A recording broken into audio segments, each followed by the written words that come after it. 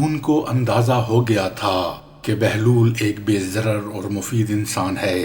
اس کی شگفتہ باتوں کی حکمت تفنن تباہ کا ذریعہ بھی بنتی تھی۔ وہ بغداد شہر کا ایک پسندیدہ اور ہر دل عزیز کردار تھا۔ جب بھی ہارون اس کے ساتھ سختی کرنا چاہتا، اس کی شوخی میں چھپی ہوئی دانش مندی اسے صاف بچا لے جاتی۔ بہلول کی تمام زندگی اسی آنکھ میں چولی میں گزری۔ ہارون کوششیں کرتا رہا کہ اسے کسی طرح پھانس لے یا اس کا قصہ ہی تمام کر دے، مگر جسے اللہ رکھے اسے کون چکھے۔ بہلول اپنی دیوانگی کا لبادہ اوڑھے اس کے اور اس کے وزیروں کے سامنے کھڑا انہیں آئینہ دکھاتا رہا۔ وہ اپنے پاگل پن کی آڑ میں نہ صرف اپنی جان بچاتا رہا بلکہ انہیں علم و حکمت کی بھی تعلیم دیتا رہا اور اپنے جنون کا سہارا لے کر عوام کی مشکلیں حل کرتا رہا۔ ایک مرتبہ خراسان کا ایک مشہور فقیہ بغداد میں آیا۔ ہارون کو بھی اس سے ملاقات کا اشتیاق پیدا ہوا۔ اس نے اسے دربار میں بلایا، گرم جوشی سے اس کا خیر مقدم کیا اور بڑی قدر و منزلت کے ساتھ اپنے پاس بٹھایا۔ فقیہ اس عزت افزائی پر پھولے نہیں سما رہا تھا اور ہارون پر اپنے علم کی دھاگ بٹھانے کی کوشش کر رہا تھا کہ اچانک بہلول کہیں سے پھرتا پھراتا دربار میں آ نکلا۔ اس نے سلام کیا۔ ہارون نے اسے بیٹھنے کے لیے کہا۔ فقیہ نے اس کا معمولی لباس، بوسیدہ گدڑی اور دھول میں اٹی ہوئی جوتیاں دیکھیں اور قدر حیرت سے بولا، آپ بہت مہربان اور فراخ دل ہیں کہ معمولی لوگوں کو بھی اپنے دربار میں جگہ دیتے ہیں۔ بہلول اپنی جگہ سے اٹھا اور اپنا عصا کھٹکھٹاتا اس کے قریب آ پہنچا اور بولا، قبلہ گستاخی معاف، آپ اپنے ناقص علم پر کیوں اس قدر مغرور ہیں؟ آپ میری ظاہری حالت کا خیال نہ کیجیے اور میرے ساتھ علمی مباحثہ کرنے کے لیے تیار ہو جائیے تاکہ آپ کو پتہ چل جائے کہ آپ تو کچھ بھی نہیں جانتے۔ فقیہ نے ایک نگاہ غلط انداز اس پر ڈالی۔ میں نے سنا ہے کہ تو پاگل ہے اور میں پاگلوں سے مباحثہ نہیں کیا کرتا۔ میں نے کب کہا کہ میں پاگل نہیں ہوں؟ میں تو اپنے پاگل پن کا خود اقرار کرتا ہوں، مگر آپ ہیں کہ آپ کو اپنی کم علمی کا کچھ پتہ ہی نہیں، بہلول نے مزے سے کہا۔ ہارون نے قہر آلود نظروں سے بہلول کی طرف دیکھا۔ بہلول، خاموش رہو، تمہیں معلوم نہیں کہ یہ خراسان کے نامور فقیہ ہیں، اسی لیے تو میں چاہتا ہوں کہ مجھ سے علمی مباحثہ کر لیں، بہلول نے اطمینان سے کہا۔ ہارون بھی علمی مباحثوں اور مناظروں کا شائق تھا۔ وہ اس فقیہ سے بولا، کیا مذائقہ ہے، تمہیں بہلول کی دعوت قبول کر لینی چاہیے۔ تو پھر میری ایک شرط ہوگی، فقیہ بولا۔ اجازت ہے، تم جیسی چاہو شرائط طے کر لو۔ ہارون نے اجازت دی۔ میری شرط یہ ہے کہ میں بہلول سے ایک معمہ پوچھوں گا، اگر اس نے اس کا درست جواب دیا تو اسے 1000 اشرفیاں دوں گا، اور اگر یہ ناکام رہا تو مجھے 1000 اشرفیاں دینے کا پابند ہوگا۔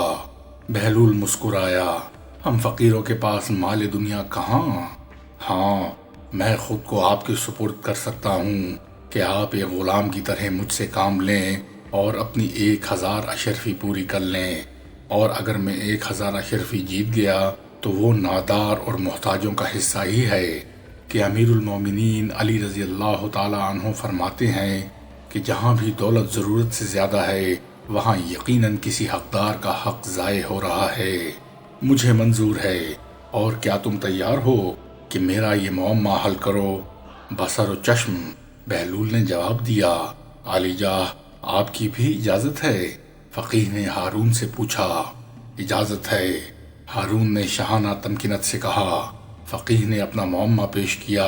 ایک گھر میں ایک عورت اپنے شرعی شوہر کے ساتھ بیٹھی ہے، اسی گھر میں ایک شخص نماز پڑھ رہا ہے اور دوسرا روزے سے ہے۔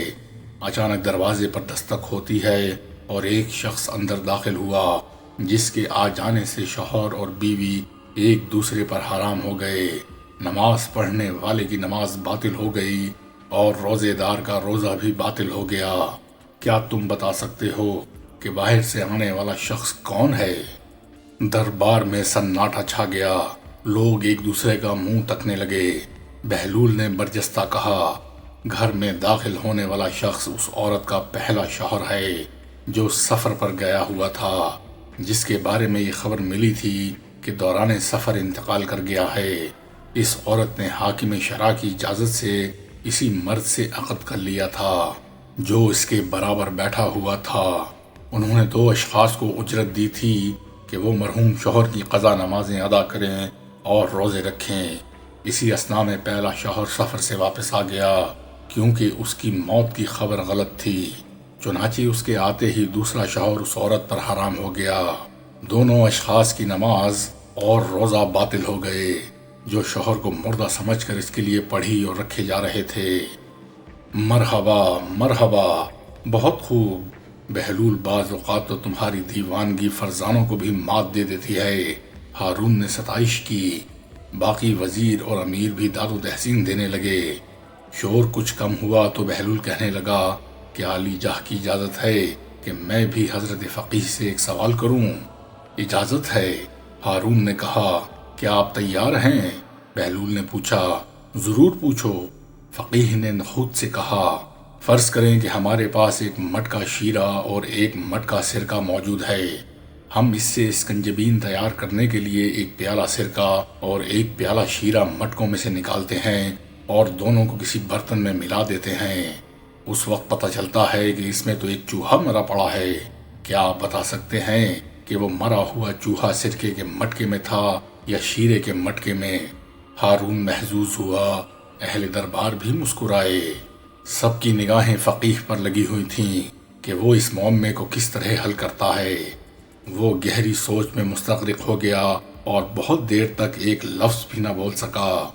ہارون اتنا انتظار نہ کر سکا اور بولا، بہلول نے تمہارا معمہ حل کرنے میں ایک لمحہ بھی نہیں لگایا، تمہیں بھی اس کے سوال کا جواب اسی طرح دینا چاہیے۔ فقیہ نادم سا ہو گیا، اس کی نگاہیں جھک گئیں، اسے اپنی کم علمی کا اعتراف کرنا ہی پڑا۔ عالی جاہ، میں یہ معمہ حل نہیں کر سکتا۔ اس کی پیشانی ارقالود تھی۔ ہارون نے بہلول کی طرف دیکھا۔ بہلول، بہتر یہی ہے کہ تم خود اس معمے کو حل کر دو۔ بہلول مسکرایا۔ کیا حضرت فقیہ اب بھی اپنی ناسمجھی کے قائل ہوئے ہیں یا نہیں؟ بہلول، تم نے مجھے احساس دلایا ہے کہ علم کی کوئی حد نہیں۔ کسی کی ظاہری حالت کو دیکھ کر اسے کمتر خیال نہیں کرنا چاہیے۔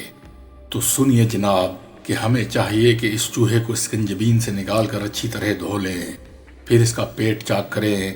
اگر اس کے پیٹ میں سرکہ ہوا تو سمجھیں کہ وہ سرکے کے مٹکے میں تھا، اگر شیرہ ہوا تو پھر اس نے شیرے میں ڈبکی لگا کر جان دی ہے، لہٰذا جو کچھ بھی اس کے پیٹ میں ہوا اس شے کے مٹکے کو ضائع کر دینا چاہیے۔